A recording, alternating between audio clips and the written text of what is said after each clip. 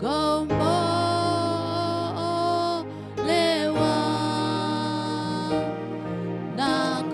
nakombolewa na damu ya Yesu, kombolewa.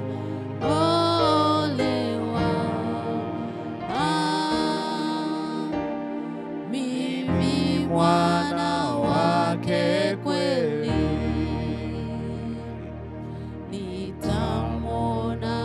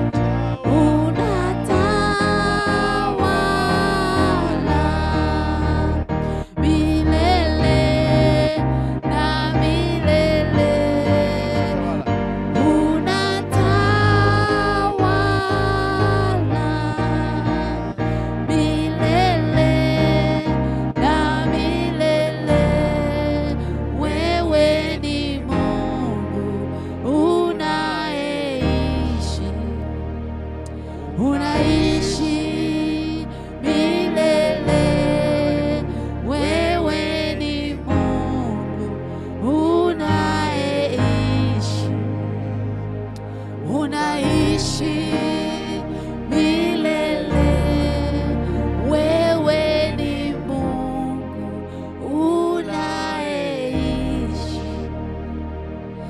unaishi milele.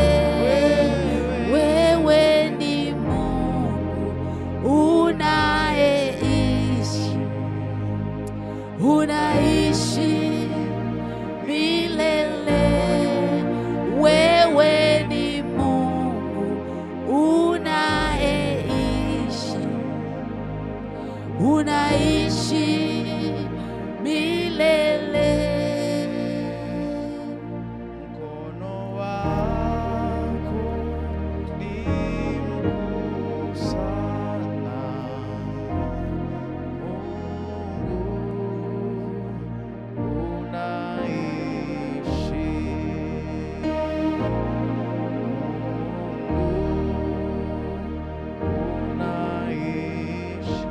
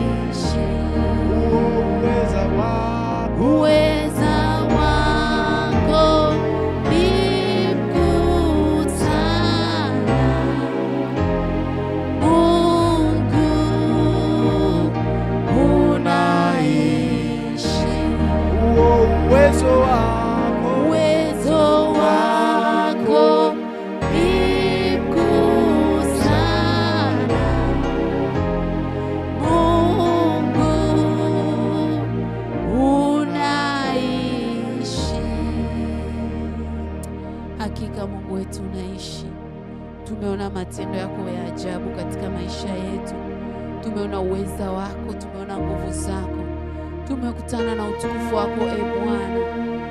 Mungu tunakutukuza, tunakubariki, tunakuinua kwa sababu peke yako unaishi. Wewe ni niko ambaye niko. Wewe ni Alfa na Omega, hakuna Mungu mwingine kama wewe. Wewe ni yeye yule jana, leo na hata milele. Tunakubariki, tunakuinua, tunakutukuza. Tunasema asante Bwana kwa wema wako na fadhili zako.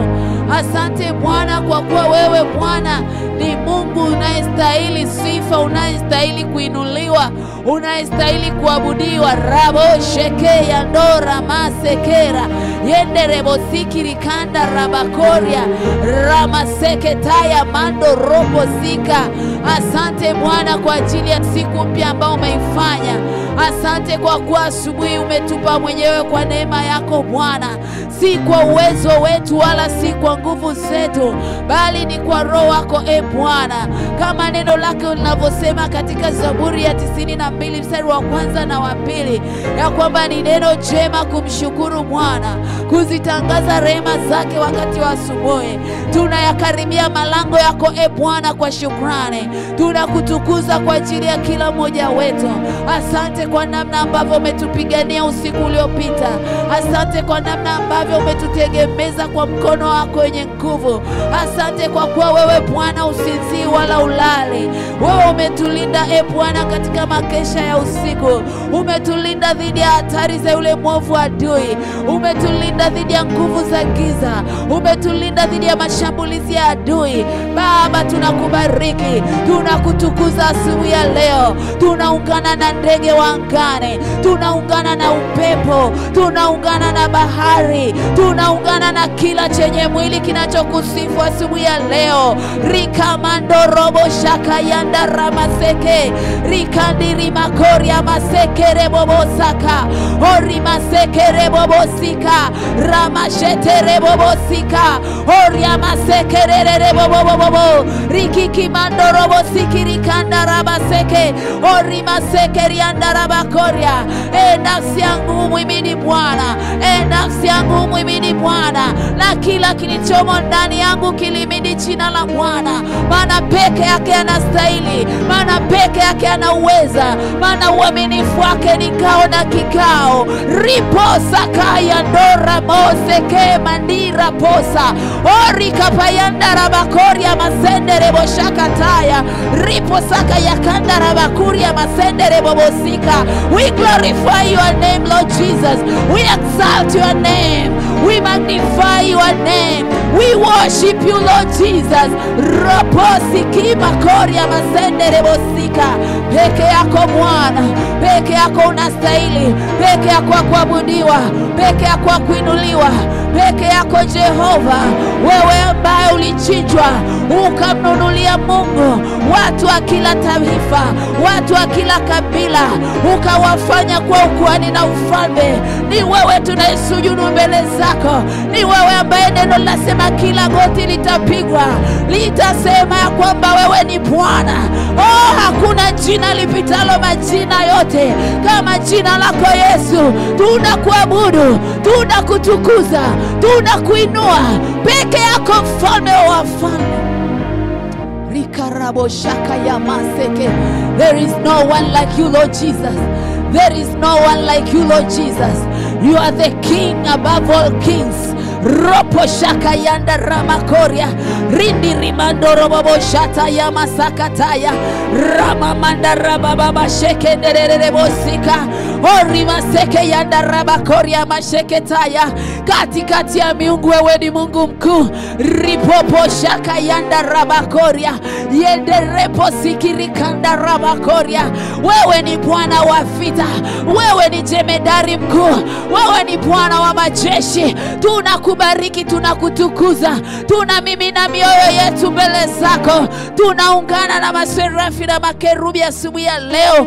Tunasema unastahili Bwana, unastahili mfalme, unastahili peke yako Jehova nisi. Karabo shekerere bosi karima seke yanda. Asante kwa ajili ya kila mmoja uliyemwamsha mahali na mahali, kwa ajili ya kutafuta uso wako, kwa ajili ya kuamuru mapambazuko yake, Rikaramande rebo shakayanda. Rindirimando robobo sekendererebo sika. Horiama shandiri kanda ramande rebobo sika. Rikikimando ropo sakayandi rikanda. Ramamanda rabobo sikirikaya mando ropo sika. Asante Jehova kwa ajili ya siku mpya ya leo. Asante kwa uaminifu wako. Asante kwa kuwa hujatuacha Bwana. Tunakuja mbele zako. Nenda mbele za Bwana mtu wa Mungu kwa toba. Ripopo shata yama. Sawa sawa na Zaburi ile 51. Mungu wetu turehemu. Kiasi cha wingi wa rehema zako. Uyafute kabisa makosa yetu na uovu wetu. Utusafishe Bwana kwa damu yako ya thamani. Utuondolee Bwana kila kisichofaa ndani yetu.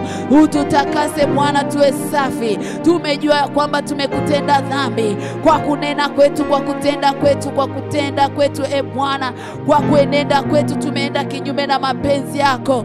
Kuna namna hatujatimiza wajibu uliotupa. Kuna namna hatujakutii Bwana. Kuna namna hatujawapenda wengine. Baba tusamehe, turehemu. Asubuhi ya leo tunajinyenyekesha kwa upya kwa damu ya Yesu Kristo wa Nazareti aliye hai, tukiomba neema yako iwe juu yetu mchana wa leo. Baba tunaomba neema yako, furaha ya wokovu irejeshwe katika mioyo yetu. Waachilie roho iliyotulia ndani ya kila mmoja wetu. Tunakataa roho za mangaiko, roho za kutangatanga, roho za kuweweseka, roho za hofu katika jina la Yesu, kwa damu ya Yesu Kristo wa Nazareti aliye hai. Tunakuja mbele zako Bwana. Tunakushukuru kwa ajili ya malango ya nchi yetu. Tunaomba rehema, tunaomba toba kwa ajili ya Tanzania. Tusamehe Bwana, turehemu. Tunaomba neema yako ikawe pamoja nasi katika jina la Yesu. Mungu wetu tunasimama pia kwa ajili Bwana ya Israeli. Baba unajua kinachoendelea katika taifa lako takatifu. Rama shende rebo sika rabakoria mando robo siki raka ya maseketa. Wewe uliyesema katika Zaburi ya 122, utekieni amani Yerusalemu. Baba nasi tunasimama, tunatamka amani kwa ajili ya Israeli. Tunatamka amani kwa ajili ya Yerusalemu. Tunatamka amani Bwana Mashariki ya Kati kwa jina la Yesu, kwa damu ya Yesu Kristo. Ripo saka ya maseke repo popo rikindiri mando robobosika katika jina la Yesu Kristo. Baba tunaomba neema yako ikawafunike. Achilia amani yako, achilia suluhisho katika Mashariki ya Kati kwa jina la Yesu, kwa damu ya Yesu. Baba damu zinazomwagika, tunaomba rehema, tunaomba toba Bwana. Mkono wako wenye nguvu kasimame tena, ukaachilie amani Bwana. Tunaomba neema yako hata katika nchi mbalimbali zinazopita katika vita. Amani yako Bwana ikatawale. Tunaomba Bwana kwa ajili ya Kongo. Ramasika rabosika. Pita Bwana, pita pita pita na uweza wako. Pita pita na shauri lako. Ribobobo shaka ya masekerebosika katika jina la Yesu Kristo wa Nazareti aliye hai. Mungu wetu na Baba yetu wa mbinguni, tunakushukuru, tunakutukuza. Asante kwa kuwa wewe ni Mungu mwenye amani. Wewe ni mfalme wa amani. Wewe ni mfalme wa amani. Achilia amani nyumbani mwetu. Achilia amani kwenye nchi yetu. Achilia amani kwenye nchi zinazopita mahali ambako hapana amani. Katika jina la Yesu Kristo wa Nazareti aliye hai, tunaomba na kuamini. Amen.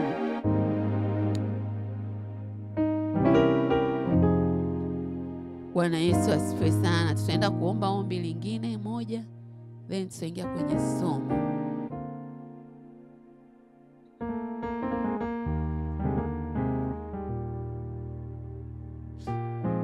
Tutasoma kitabu kile cha Timotheo wa pili. Timotheo wa pili mlango wa 1 mstari ule wa 7. Timotheo wa pili mlango wa 1 mstari wa 7. Biblia inasema,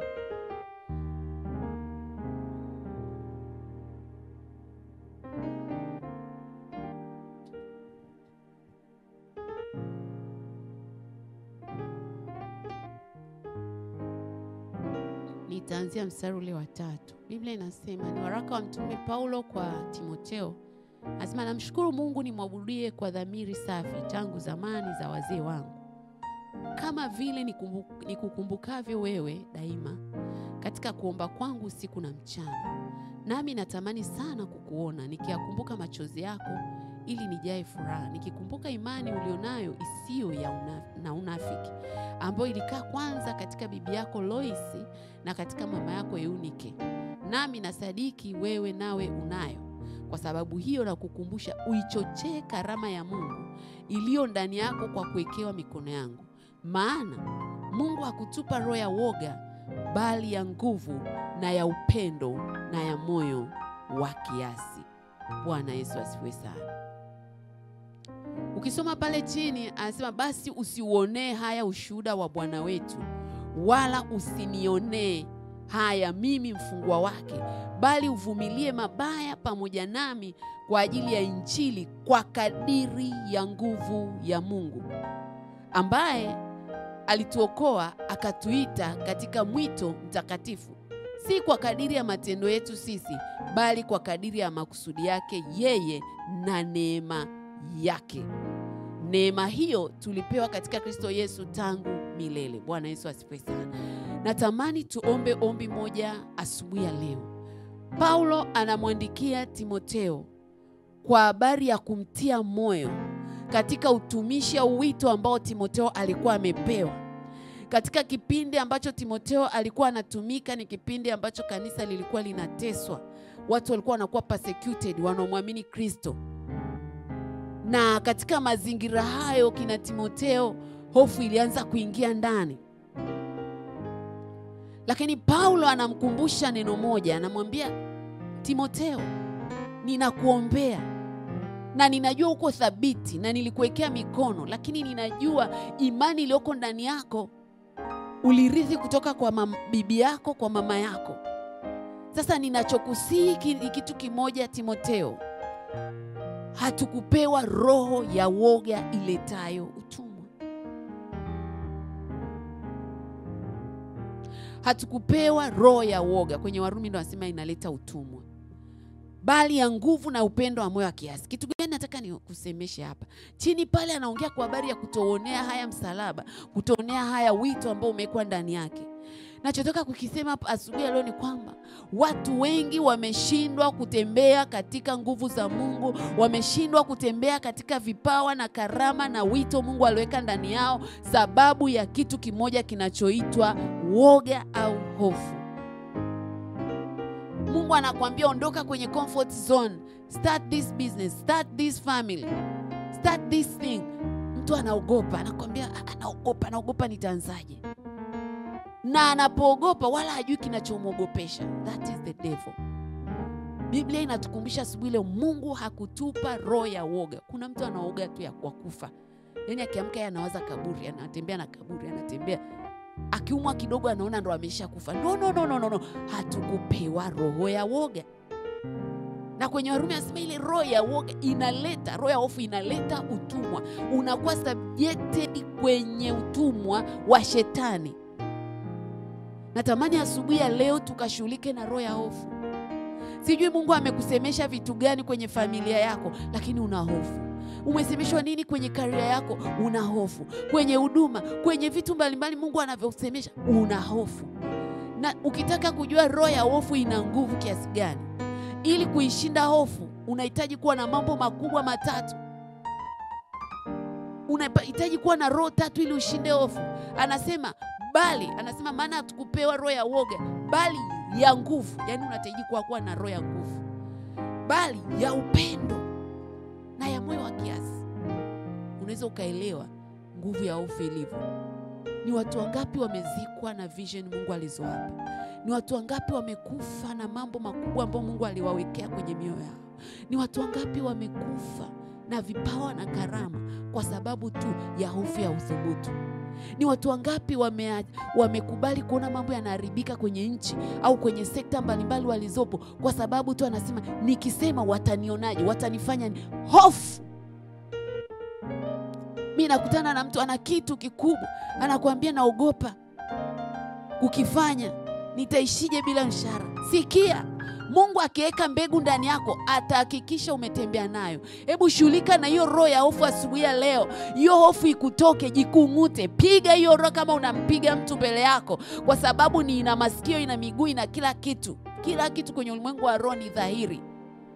Hatuendi kwa nguvu zetu, bali tunaenda kwa damu ya Yesu. Kwenye Ufunuo 11:6 na 12:11. Kwenye 11:6 anasema tunaweza kubadilisha damu kuwa maji na kupiga kwa kila pigo tutakapo. Tunaenda kuipiga nguvu ya hofu au roho ya hofu kwa mamlaka ya jina la Yesu. Lakini anasema nao wakamshinda kwa damu ya mwana kondoo. Shetani anakuwekea hofu ili ushinde kusonga mbele. Tunaenda kumshinda kwa damu ya mwana kondoo. Lakini unaenda kumwambia Mungu akupe roho ya nguvu, roho ya upendo, roho na moyo wa kiasi. Mando robo sikirikanda. Ukiweza kunena kwa lugha popote pale ulipo, ingia katika ulimwengu wa roho. Rikiki mando robo shaka yanda rama seke rebobo saka rama shata yama seke rebobo sika rikiki mando robo bobo saka ramandele koroko lokota rikiki manda rama seke riando robo sika. Baba, katika jina la Yesu Kristo wa Nazareti aliye hai, tunakuja mbele zako asubuhi ya leo. Bwana, tunakushukuru kwa neema uliotupa na kutusemesha kwa habari ya hofu ambayo imefunga miguu ya wengi, ambayo imefunga hatua za wengi. Bwana, tunakuja mbele zako tukiomba toba kwa namna ambavyo tumeruhusu hofu ikaingia katika maisha yetu, hofu ikaingia katika miili yetu, hofu ikaingia katika nafsi zetu na roho zetu, hofu ikatutawala. Tukawa na hofu ya kufa, tukawa na hofu ya kuogopa namna gani watu watatushambulia. Tukasahau ya kwamba Biblia inasema ya kwamba ninyi watoto mmeushinda ulimwengu kwa sababu aliyoko ndani yenu ni mkuu kuliko aliyoko katika ulimwengu. Tukashindwa kujua kwamba wewe Mungu una nguvu kuliko mazingira. Tukashindwa kujua kwamba hata hao wanadamu tunawaogopa ni wewe Bwana umewaumba. Tukashindwa kujua kwamba hata mazingira ambayo tunayaogopa ni wewe umeyaestablish. Baba, ninakuja mbele zako kwa niaba ya wote ambao wanaomba asubuhi ya leo. Tunaomba rehema, tunaomba damu ya Yesu ikatupatanishe nafsi zetu na wewe Mungu, katika jina la Yesu Kristo wa Nazareti aliye hai. Tunaomba neema yako ikawe pamoja nasi asubuhi ya leo. Tunapoingia katika ulimwengu wa roho, tunajinyunyiza damu ya Yesu. Tunaenda kupiga hiyo roho ya hofu kwa mamlaka ya jina la Yesu. Kila hofu iliyomshikilia mtu yote asubuhi ya leo, ninaiamuru itoke, imwachie. Achia huyo mama, achia huyo baba, achia huyo kijana, achia huyo bibi. Rapo seke yanda rama seke rama shende reposika. Yamkini ni ripoti ya daktari na kupa hofu ya kwamba utakufa. Sikia neno la Bwana. Hatukupewa roho ya hofu, hatukupewa roho ya woga. Tumepewa roho ya nguvu, ya upendo na ya moyo wa kiasi. Tunaharibu hizo taarifa mbaya katika ulimwengu wa roho kwa mamlaka ya jina la Yesu. Hutakufa bali utaishi. Utayasimulia matendo makuu ya Bwana. Hicho unachokiogopa kitakuondoa, hicho unachokiogopa kitakumaliza. Kinakupeleka level nyingine, kinakupeleka dimension nyingine. Roposha kayanda rapaseke ripoposa liprosa kayanda ramakoria mashetete rikiki mandora moseke yende rebobosi kirikanda roporika paya mando la katili yende reposiki rikanda rimando roposika yende reposika rikanda rabosika liprosaka yanda ramasika. Roho ya hofu tunakumaliza kwa jina la Yesu. Toka toka toka toka toka. Una nafasi ndani ya mioyo watakatifu wa Bwana. Hofu ya kuanza hiyo biashara tunainyamazisha kwa jina la Yesu. Hofu ya mauti tunakunyamazisha kwa mamlaka ya jina la Yesu. Hofu ya kuthubutu kwenda shule tena tunakunyamazisha. Rapose kemanda riposaka. Hiyo hofu iliyoachiliwa ndani yako inayokuzuia kuanzisha hiyo huduma ambayo Mungu amekupa, tunainyamazisha kwa mamlaka ya jina la Yesu. Toka, achia huyo binti, toka, achia huyo kaka, katika jina la Yesu Kristo, kwa damu ya Yesu Kristo. Hofu ya kuanzisha hiyo biashara tunakunyamazisha. Toka, mwachie huyo baba. Riposa kaya ndora maseketaya. Omba roho ya nguvu, riko robosika. Mungu wetu na Baba yetu wa mbinguni, ninaomba roho ya nguvu iachiliwe ndani ya watoto wako. Achilia hiyo roho ya nguvu ndani yetu. Yale maono uliweka ndani yetu Bwana tukayatende. Ule wito na karama uliweka ndani yetu tukavitende. Achilia roho ya nguvu, maana ulimwambia Zerubabeli, si kwa uwezo wala si kwa nguvu, bali ni kwa roho wa Bwana. Achilia hiyo roho ya nguvu ndani yetu Bwana, ya kufanya yale mambo ambayo umetusemesha. Achilia Bwana roho ya upendo. Ripopo saka, rimando ropo sika, rikanda rama sika. Wengine mmekutana na hofu sababu ya chuki. Mwambie Bwana, ninaomba roho ya upendo. Rikikimando, maana upendo unavumilia, upendo unastahimili, upendo unastiri wingi wa dhambi.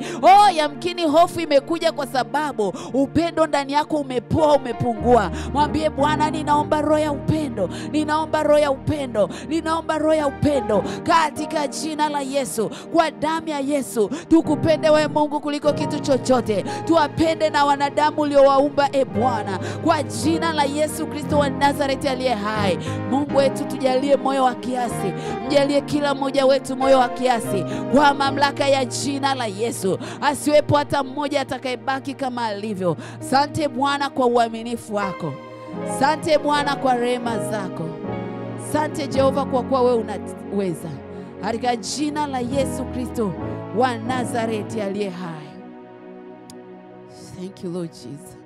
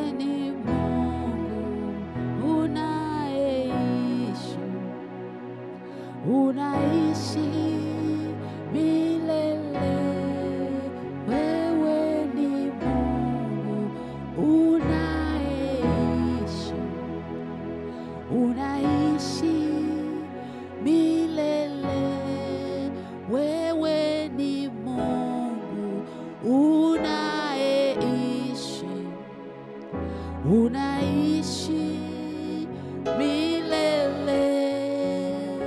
Asante Mungu wetu, ni saa nyingine ya neno lako la uzima. Tunapokwenda kujifunza Bwana, Roho Mtakatifu, Roho wa uzima, Roho uliye mwalimu wa kweli, tufundishe Roho Mtakatifu. Tufunulie zile siri za ufalme, siri ambazo Yesu aliambiwa wanafunzi wake kwamba ninaongea na ninyi bila mifano kwa sababu mmejaliwa kuzijua siri za ufalme wa Mungu. Jehovah, we are here. We need to know the secret of the kingdom of God. Reveal to us this morning, oh Lord Jesus. Jifunue kwa kila mmoja wetu, mfunulie zile siri za ufalme wako. Maana Bwana umesema katika Hosea ya kwamba wanangu wanaangamizwa kwa kukosa maarifa. Hatuangamizwi kwa sababu hatujasoma, hatuangamizwi kwa sababu hatuna akili. Tunaangamizwa kwa sababu tumekosa maarifa. Ninaomba ukayafunue hayo maarifa ndani yetu asubuhi ya leo. Ukafunue hayo maarifa kwa huyo baba, huyo mama, huyo kijana. Yafunue Bwana. Rikiki mandora masa kataya. Nisaidie mtoto wako na mtumishi wako. Nifunulie Bwana. Ramosika ya masakataya. Uniwezeshe kuisema ile injili katika hekima yote. Nguvu za Roho yako Mtakatifu zikaambatane na neno lako. Nguvu ya kuhamisha milima, nguvu ya kutransform our mind. Rikarabusika yanda rama seketaya. Rikaraboseke mandiri kiki mandora masaka. Maana umesema Bwana, tuitoe miili yetu ya dhabihu takatifu ya kukupendeza, maana ndio ibada yenye maana. Umesema Bwana tugeuzwe nia zetu. Ninaomba neno lako linapoachiliwa asubuhi ya leo likageuze nia zetu, likatransform our mind. Rikarabosika. Tukafanywe wapya katika Kristo. Tukapewe ufahamu sawa na Kolosai 3:10, ufahamu unaofanana na yule aliyetumba ambaye ni Mungu Jehova. Nisaidie Bwana, msaidie kila mmoja wetu. Fungua macho yetu ya ndani. Hatutamani kusikia neno lako kama hadithi, tunatamani kusikia neno lako kama ufunguo wa kutuvusha na kutupeleka hatua nyingine katika maisha yetu. Katika jina la Yesu Kristo ninaomba na kuamini. Amen. Amen, amen. Bwana Yesu asifiwe sana, mpendwa mtu wa Mungu. Karibu sana katika kipindi hiki cha Amka na Rehoboth. Tulikuwa na kipindi kizuri cha kumsifu Mungu, kumwabudu, lakini pia kuomba. Wiki hii tumekuwa tunatembea na somo ambalo linahusiana na kanuni za utendaji kazi wa imani. Kanuni za utendaji kazi wa imani. Na Mungu alitupa neema ya kuweza kuona imani ni nini, mambo ambayo yanatakiwa kuwepo kwenye imani. Na tumekuwa tunaongozwa na kitabu kile cha Warumi mlango ule wa 4 mstari wa 17 mpaka 20. Warumi 4:17 mpaka 20. Biblia inasema, kama ilivyoandikwa, nimekuweka kuwa baba wa mataifa mengi mbele zako yeye aliyemwamini, mbele zake yeye aliyemwamini, yani Mungu mwenye kuwahuisha wafu, ayatajaye yale yasiyokuwako kana kwamba yamekuwako, naye aliamini kwa kutarajia yasiyoweza kutarajiwa, ili apate kuwa baba wa mataifa mengi. Kama ilivyonenwa, ndivyo utakavyokuwa uzao wako. Yeye asiyekuwa dhaifu wa imani alifikiri hali ya mwili wake uliokuwa umekwisha kufa, akiwa amekwisha kupata umri wa kama miaka 100, na hali ya kufa ya tumbo lake Sara. Lakini akiona ahadi ya Mungu, hakusita kwa kutokuamini, bali alitiwa nguvu kwa imani, akimtukuza Mungu. Bwana Yesu asifiwe sana. Hii ni habari ya Ibrahim, na Paulo anajaribu kutuonyesha namna, au anatuonyesha namna ambavyo imani ilitenda kazi ndani ya Ibrahim. Wasomaji wa Biblia tunajua kabisa Ibrahim ni baba wa imani. Alichelewa kupata mtoto, alizaa akiwa na miaka 100 na mke wake ana miaka 90. Lakini Biblia inatuambia kwamba kuna vitu ambavyo vilifanya yeye akaweza kupata mtoto nje ya majira ambayo tumeyazoea kama wanadamu. Sasa sitatamani kurudi sana kule tulikotoka jana na juzi. Kwa mtu ambaye ni mara ya kwanza, nitaomba uingie YouTube uangalie kipindi cha Amka na Rehoboth cha jana na cha juzi. Utaweza kuwa na mtiririko mzuri. Tuliona kwamba ili imani iweze kuwa imani, kwamba imani ni uhakika wa yale mambo ambayo hayajatokea au yanatarajiwa, lakini una uhakika, yani anasema basi imani ni kuwa na uhakika wa mambo yatarajiwayo. Unatarajia, nisema imani pasipo tumaini. Huwezi kuwa na imani, yani kusema imani inatenda kazi afu huna tumaini, hutegemei kitu. Lazima unategemea kitu. Lakini hicho kitu katika mazingira ya sasa bado hakijaonekana, ila umekiona ndani ya moyo wako. Umekiona katika ulimwengu wa roho. Lakini tukasema hicho unachokiamini hakiwezekani kwa akili ya kawaida. Ili imani iwe imani, sifa za imani. Yani imani na operate kwenye eneo ambalo hicho unachokiamini, unachokiona katika ulimwengu wako wa roho hakiwezekani kikawaida. Lakini tukasema kuna vikwazo vingi vinakuepo pindi mtu anapokuwa anaengage imani kwenye jambo fulani. Jana tuliona mfano wa Ibrahim na Sara, lakini tukaona ile bahari ya Sham, tukaona yule mwanamke aliyetokwa na damu, namna ambavyo alikutana na vizuizi vya desturi, umati wa watu, watu wanampinga na kadhalika. Yani imani, somo la imani ni pana, wapendwa wa mtu wa Mungu. Ukichukua mfano, kwa mfano ule Batimayo alisema, Yesu mwana wa Daudi unirehemu, lakini watu walikuwa wanamkataza, wampia usimpigie kelele mwalimu. Akaendelea kupaza sauti. Hivyo ni vikwazo. Okay, ngoja tuende tusogee kidogo. Nikiendelea kila kitu tutamaliza. Ili imani iweze kutenda kazi na kutupa matokeo, kuna kanuni za utendaji kazi. Na kanuni hizo ni kama zifuatazo. Kanuni ya kwanza, nguvu ya kuona yasiyoonekana. Nguvu ya kuona yasiyoonekana. Imani siku zote inaendana na kuona kwanza, yale yasioonekana kibinadamu. Huwezi kutenganisha imani na kuona yasioonekana kwanza. Halo.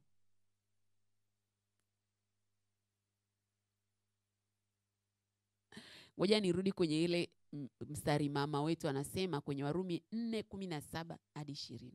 Kama ilivyoandikwa, nimekuweka kuwa baba wa mataifa mbele zake yeye aliyemwamini, yani Mungu. Aliyewekwa kuwa baba wa mataifa ni nani? Ni Ibrahim. Anasema mwenye kuwahuisha wafu, ayatajaye yale yasiyokuwako kana kwamba yamekuwako. Nimesema kanuni ya kwanza ni nguvu ya kuona yasioonekana. Anatuambia huyu Ibrahim alimwamini Mungu ambaye aliyataja yale yasiyokuwako kana kwamba yamekuwako. Hebu tuende kwenye Mwanzo 12.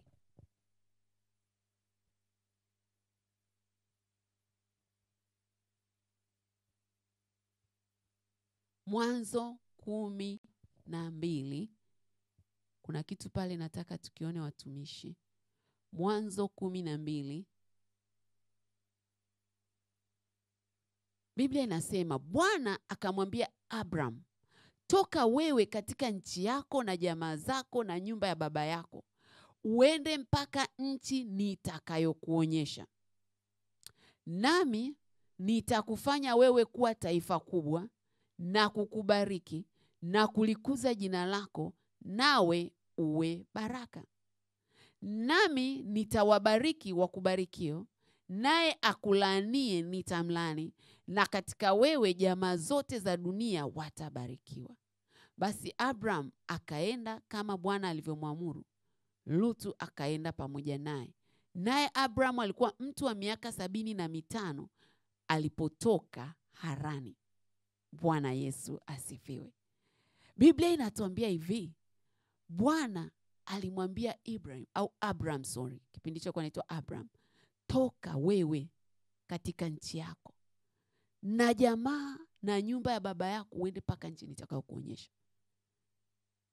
It take faith kutoka kwenye mazoea ulioyazoea kwenda kwenye kile Mungu anachotaka uende ukakifanye. Abraham, ukisoma hii habari ya kutoka katika nchi ya babake, haikuanza na yeye, ilianza na babake ambaye anaitwa Mzee Tera. Tera aliambiwa atoke katika Uru ya Wakaldao. Alipofika Harani akaweka kambi pale mpaka akafa. It take time kutembea kwenye kitu ambacho Mungu amekuitia. It take faith. Inahitaji imani kutoka kwenye mazoea ulioyazoea, kutoka kwenye eneo ulilolizoea, kutoka kwenye Mungu anakuambia sasa hivi nataka uondoke kwenye kazi uende kazi nyingine ninaotaka kukupa. Na bahati mbaya Mungu haileti moja kwa moja. Anataka uingize imani. Anakuambia quit. Ondoka. Lakini sasa wewe unaanza kusema mpaka nipate kwanza ndipo nitakapoenda. Alo, Bwana Yesu asifiwe sana. Anamwambia toka. Okay, sasa nataka tustiki pale, anasema nami nitakufanya wewe kuwa taifa kubwa na kukubariki na kulikuza jina lako, nawe uwe baraka. Wakati anamwambia atoke, neno lasema alikuwa na miaka 75, hakuwa na mtoto. Na ndio maana nafikiri aliamua kuondoka na mtoto wa kaka yake, wa mdogo wake ambaye ni Lutu. Hakuwa na mtoto Abraham. Lakini anaambiwa nitakufanya. Maana yake nini? Katika ulimwengu wa roho Mungu alimuona Ibrahim kama taifa. Hakuwa anamuona Abraham kama mtu mmoja. Alikuwa anaona baba wa mataifa. Alikuwa anaona mtu ambaye ni mtu mwenye ukuu, mtu mwenye watu wengi. Lakini katika ulimwengu wa roho, ulimwengu wa mwili, Ibrahim anaonekana Ibrahim na Sara. Karabushaka ya maseketai.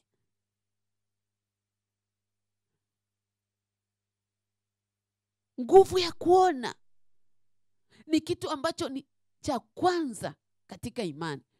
Yaani huwezi kuniambia ninaamini Mungu atanibariki. Kabla hujaiona baraka yako ndani ya moyo wako, kabla hujaiona baraka katika ulimwengu wa roho, huwezi kuniambia unasema una imani na wakati hujaona. Yani lazima uone kwanza. Mungu alimwona Ibrahim kama taifa, hakumwona Ibrahim kama mtu mmoja. Na anamwambia nitalikuza jina lako uwe baraka. At that time Abraham hakuwa baraka, hakuwa hata na uzao. Kama Biblia inasema nitakibariki chakula chako kwenye Kutoka 23 na maji yako. Anasema nitaondoa ugonjwa kati yako. Anasema hapata kuwepo mwenye kuharibu mimba wala aliyetasa. Ina maana kama Ibrahim hakuwa na watoto, at that time alikuwa anatembea katika laana. Alikuwa anatembea katika laana, lakini Mungu haioni laana ambayo Abraham anatembea nayo. Anaiona baraka, anamwona mtu aliyebeba baraka. Halo.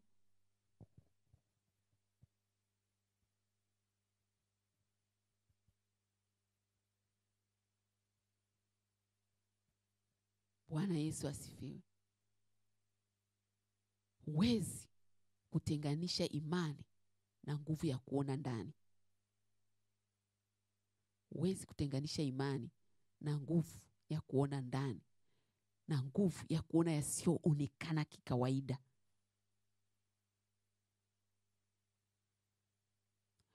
Twende kwenye Mwanzo 15. Kuna kitu utakiona pale. Mwanzo 15.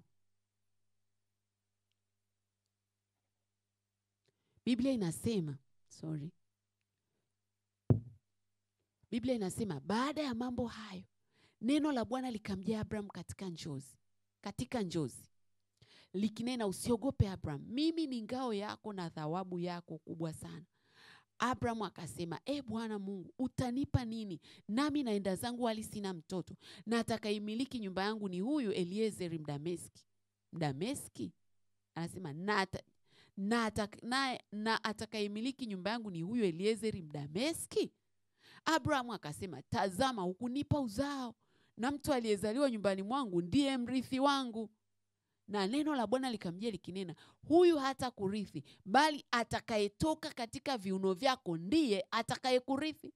Akamleta nje akasema, tazama sasa mbinguni, kazihesabu nyota kama ukiweza kuzihesabu. Akamwambia, ndivyo utakavyokuwa uzao wako. Akamwamini Bwana, naye akamhesabia jambo hili kuwa haki.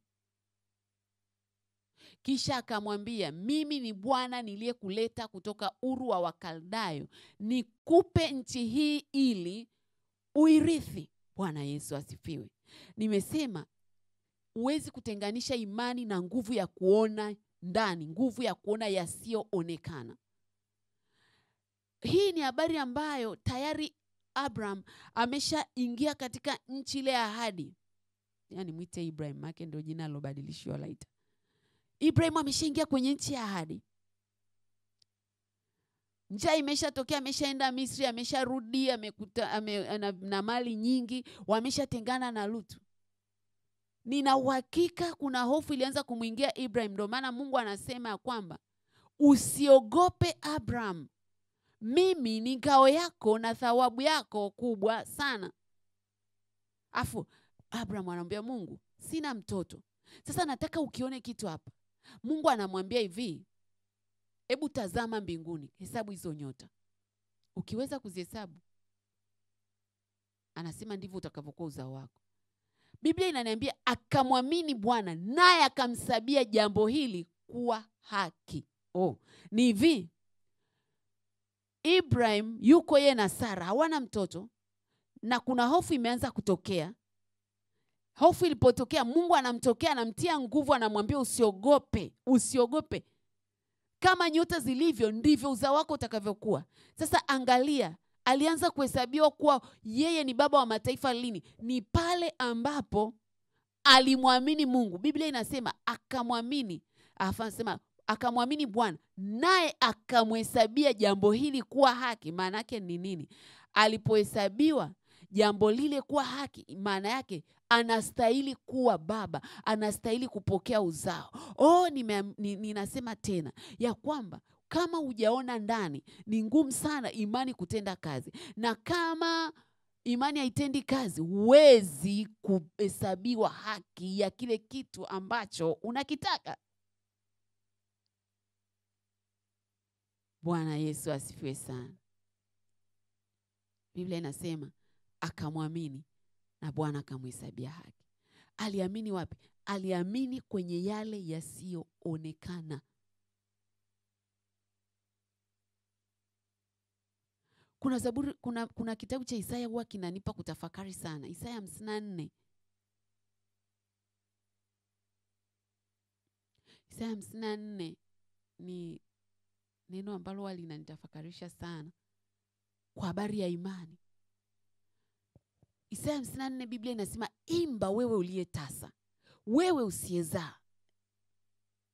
Yaani hatuonyeshi tu kwamba ni tasa, anatuonyesha kwamba tasa ni asiyezaa. Paza sauti yako kwa kuimba. Piga kelele wewe usiyekuwa na utungu, maana watoto wake aliyeachwa ni wengi kuliko watoto wake yeye aliyeolewa, asema Bwana. Panua mahali pa hema yako na wayatandaze mapazia ya maskani yako. Usiwakataze, ongeza urefu wa kamba zako, vikaze vigingi vya hema yako, kwa maana utaenea upande wa kuume na upande wa kushoto, na wazao wako watawamiliki mataifa, wataifanya miji iliyokuwa ukiwa kukaliwa na watu. Usiogope, maana utatayarika, wala usifadhaike, maana utaaibishwa, kwa kuwa utaisahau aibu ya ujana wako, pia mashutumu ya ujane wako hutayakumbuka tena. Afa anasema, kwa sababu Muumba wako ni mume wako, Bwana wa majeshi ndilo jina lake, na Mtakatifu wa Israeli ndiye mkombozi wako. Yeye ataitwa Mungu wa dunia yote, maana Bwana amekuita kama mke aliyeachwa na kuhuzunishwa rohoni, kama mke wakati wa ujana atupwapo, asema Mungu wako.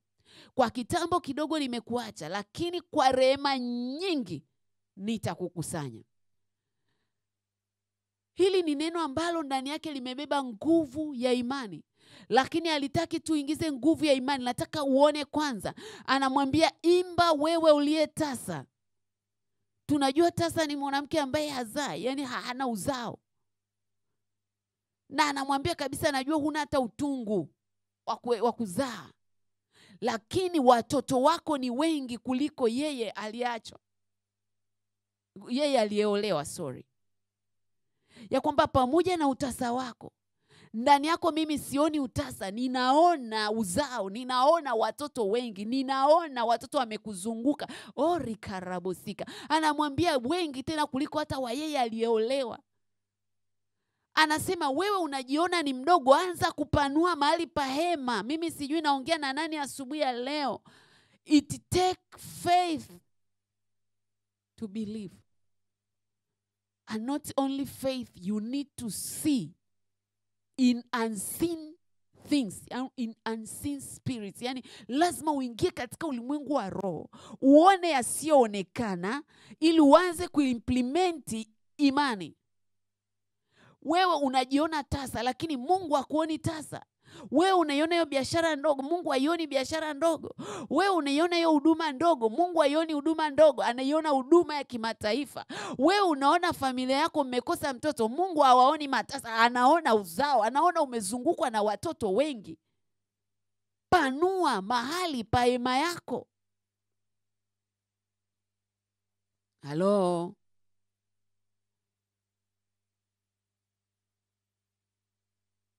Umemaliza chuo, umefunga ndoa, maisha ni magumu, yamkini hata kazi hauna, kazi mnayo ni yani mnapata kipato kidogo. Mnasema ngoja tutafute hata kiwanja, basi mnatafuta kiwanja kale ka 20 kwa 20. Sisemi kwamba viwanja vya 20 kwa 20 ni vidogo, vibaya, hapana. Mtu mwenye imani anamwambia Bwana, give me square meter 1200 plus. Maana yake nini? Ya kwamba anajua anatanuka. Hello. You need to walk in faith,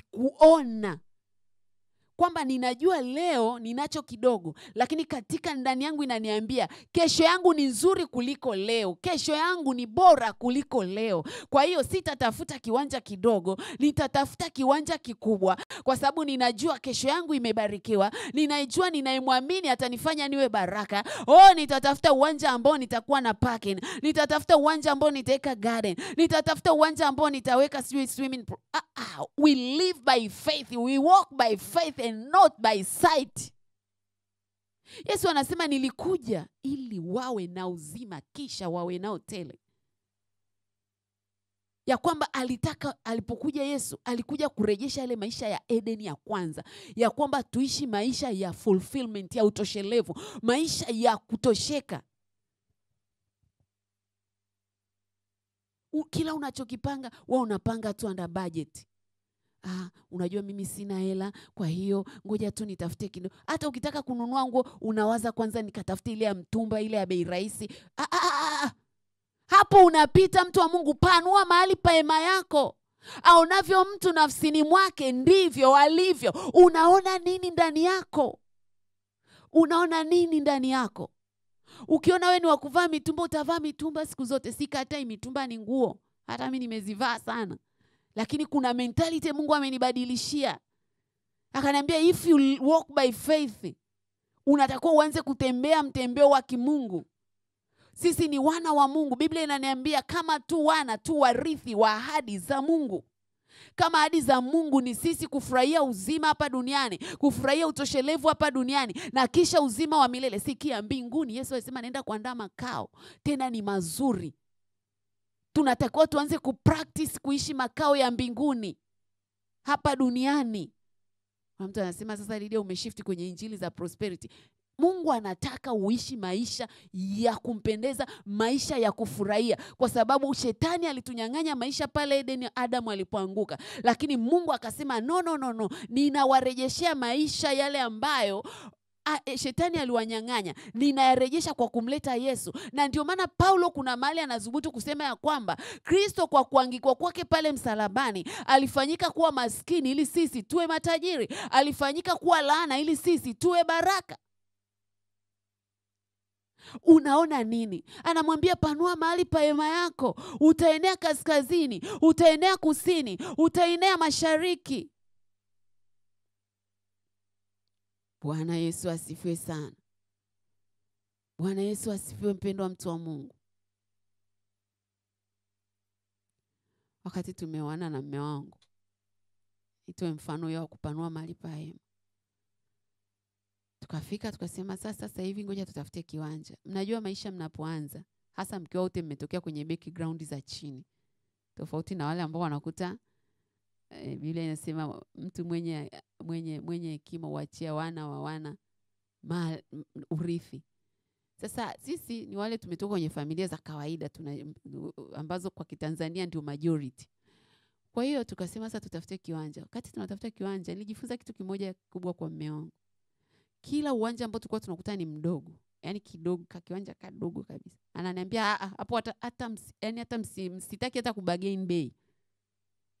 Kama ni wale madalali, kwa wale wako Dar es Salaam najua viwanja vinatafutwa na madalali. Dalali akipiga anambia square mita ngapi? Akamwambia si 20 kwanga.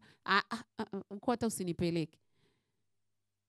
Paka kuna saa mimi kipindi hicho nilikuwa na mentality yani imani yangu ilikuwa haijaanza kuishwa kama sasa hivi ninakuelekea au nilipo.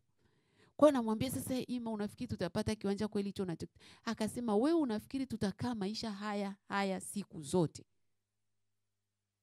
Kipindi hicho hatuna hata watoto. Ananiambia okay, unatafuta mahali ambako hata mtoto hawezi kucheza. Unatafuta mahali ambapo hata kesho Mungu akikupa gari huwezi kupaki. Haleluya. Si kudiscourage pale ulipo, lakini nataka uanze kuona ndani vitu vikubwa ambavyo Mungu amekudesign uvimiliki. Siku moja kwa namsikiza mtumishi wa Mungu mwalimu, akawa anatoa mfano.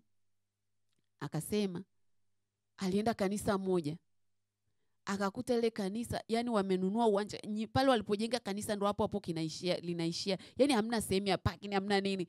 Akamuuliza yule mchungaji, mbona mmejenga kanisa zuri alafu hamna parking?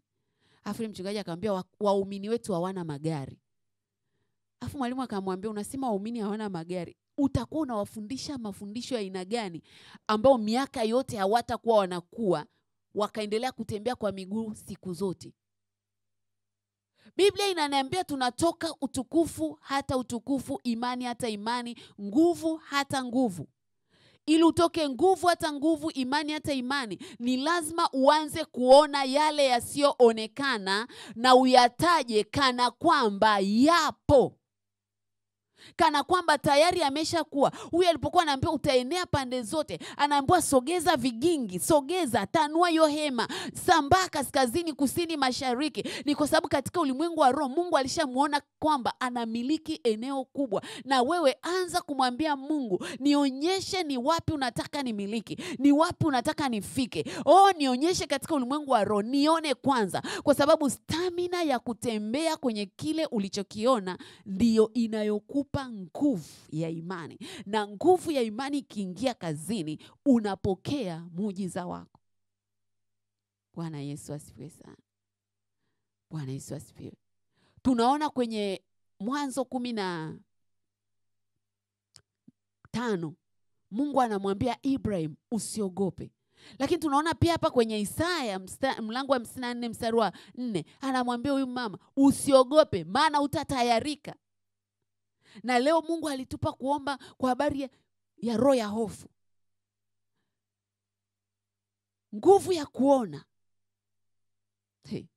Kuna kitu nataka ukione. Mungu hakuonyeshi vitu kuanzia mwanzo. Anakuonyesha kitu, picha ya mwisho. Yaani hata mimi nilivyo kwenye huduma sasa hivi, wakati naanza huduma, Mungu alishanionyesha picha ya mwisho ya huduma ya True Rehoboth Tanzania. Alishanionyesha picha ya mwisho. Mungu anakupa final picture. Sasa ukiona ile final picture, anasema hakusita kwa kuamini.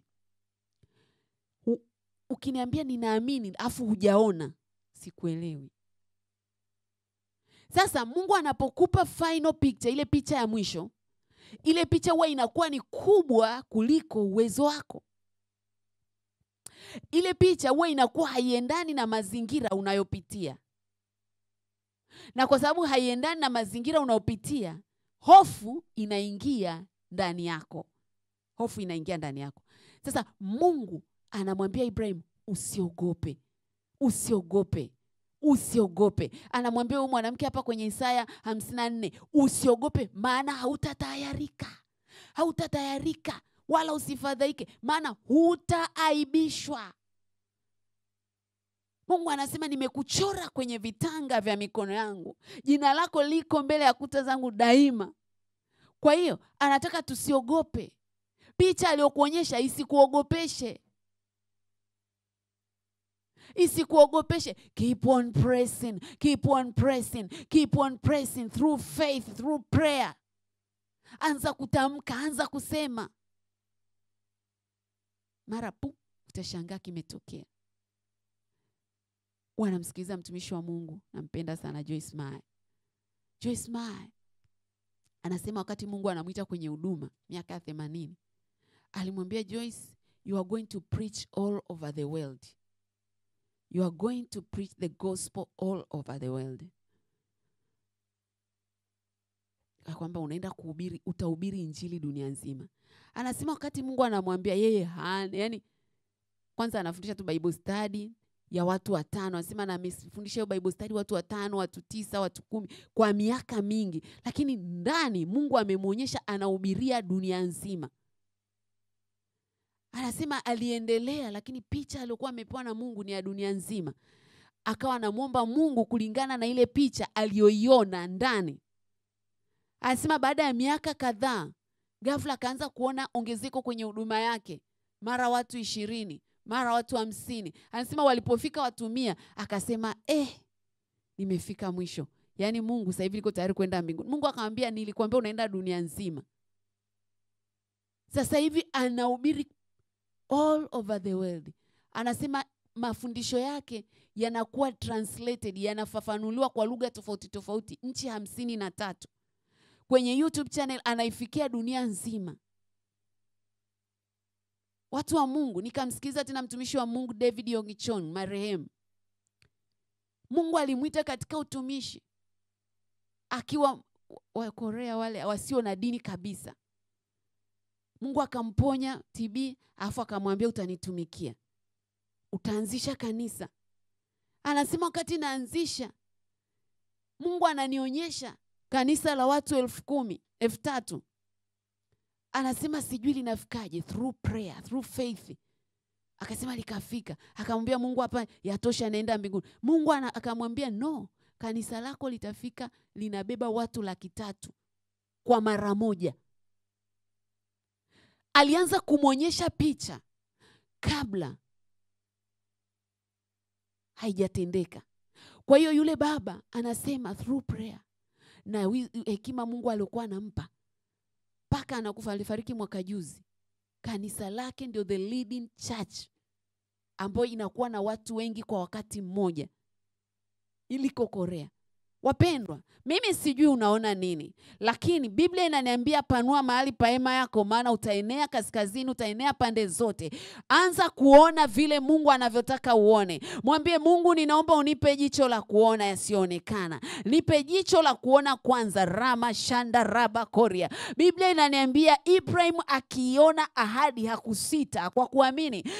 Yamkini imani yako ina wasiwasi kwa sababu hujaona. Mwambie Mungu, nifumbue macho yangu kama Daudi anavyosema, Bwana, uyafumbue macho yangu nipate kuona maajabu yatokanayo na sheria yako. Na we mwambie Mungu, asubuhi ya leo naomba unifumbue macho yangu, nianze kuona zile ahadi zako ulizozisema katika neno lako. Nianze kuona yale maono ambayo umekusudia kwenye maisha yangu, umekusudia kwa uzao wangu, umekusudia kwenye ndoa, umekusudia kwenye huduma, umekusudia kwenye biashara, umekusudia kwenye career ambayo ninayo. Mwambie Bwana, fumbua macho yangu. Tuko mbele za Bwana. Nenda, nimeshaunganisha maombi. Nenda mbele za Bwana. Anza kumsihi Bwana. Anza kumsihi Bwana. Mwambie Bwana, upofu ambao nimekaa nao muda kwa mrefu ni rehemu. Bwana, nitakase, nisafishe kwa damu yako ya thamani. Ribo saka yama seketaya. Nitakase kwa upya. Ripo saka yama seketaya. Rikikimando robosika. Sijaamini kwa sababu sikuona. Nisaidie kuona. Nisaidie kuona. Nisaidie kuona. Nisaidie kuona yale unaoniwazia Bwana kuhusu ndoa yangu. Yamkini wengine mnapita kwenye changamoto za ndoa, umeanza kukata tamaa, lakini nataka nikwambie hiyo ndoa yako imebarikiwa sana. Mungu anataka watu wengine wakajifunze kupitia nyie. Mwambie Bwana, niwezeshe kuona thamani ya ndoa yangu, niwezeshe kuanza kuona uzuri wa mke wangu, uzuri wa mume wangu. Mwambie Bwana, uzao ulionipa, yamkini unawalea watoto kikawaida kawaida kwa sababu hujaona destiny zao, hujaona future zao, hujaona kule Mungu ambako amewaandalia. Mwambie Bwana, nipe kuona future ya mwanangu wa kwanza, mwanangu wa pili, mpaka yule wa mwisho. Mwambie Bwana, nipe kuiona, maana Mungu anayataja yale ambayo hayako kana kwamba yamekuapo. Acha Mungu akuonyeshe. Acha Mungu afungue macho yako asubuhi ya leo. Acha Mungu afungue macho yako kwa habari ya biashara yako. Akuonyeshe namna ile biashara ilivyo kubwa. Akuonyeshe namna ambavyo hiyo biashara itatatua matatizo ya watu wengi, itaajiri watu wengi, itajenga ufalme wa Mungu. Acha Mungu akuonyeshe. Mwambie Bwana, fungua macho yangu, fungua macho yangu, fungua macho yangu. Ninakataa upofu, ninakataa upofu, ninakataa upofu. Rapa sheke ya maseke, rama shendere bobosika, oria masendere bobosaka. Mwambie Bwana akuonyeshe extent ya huduma yako inatakiwa ifike wapi. Mwambie Bwana, fungua macho yangu nione, macho ya ndani nione, macho ya ndani nione, nione. Rama mandara baba yende rebobo shaka yanda rama seke rikanda rabobo siki rikanda rama mandara baba. Huo upofu ulioachiliwa kwa watu wa Mungu katika mioyo yao, tunapeleka damu ya Yesu. Huo upofu waachie, huo upofu waachie, huo upofu waachie. Tuanze kuona zile ahadi zako, tuanze kuona zile biashara ulizotupa, tuanze kutembea katika maono uliotupa, tuyaone katika mwisho wake. tusione katika udogo wake, tusitishwe na mazingira,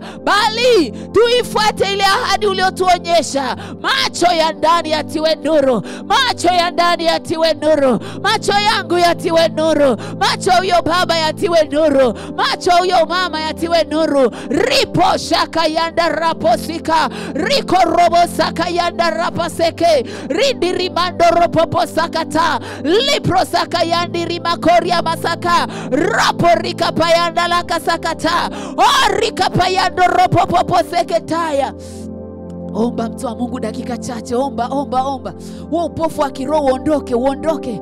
Neno linaniambia Paulo akiwa anaenda Dameski kuua watu wa Mungu akiitwa Sauli, alipofika kwenye ile njia, alikutana na Bwana Yesu. Biblia inasema alipigwa, macho yake hayakuwa yanaona tena, lakini Biblia inasema aliinuka hapo akaingia kule kwenye ile nyumba alikoelekezwa. Alipokaa pale, Mungu akasema na mtumishi wa Mungu Anania, akamwambia Anania, kuna chombo changu kiteule ambacho kilipigwa upofu na adui, kikawa kinatumikia mapenzi ya adui, kikawa kinaua kanisa, kikawa kinatesa kanisa. Kile ni chombo changu kiteule, nenda ukaweke mikono yake, ukamwambia mpasayo kufanya. Sikia neno la Bwana. Anania anasema mimi siwezi kwenda kwa sababu yule anaua watu tuliookoka. Lakini Mungu akamwambia we nenda, nimeshamtenga. Anania alipofika kwa Paulo, Biblia inaniambia alipoweka mikono juu ya Paulo, kuna magamba, vitu kama magamba vilitoka kwenye macho yake. Rapasheke yanda rapakoria.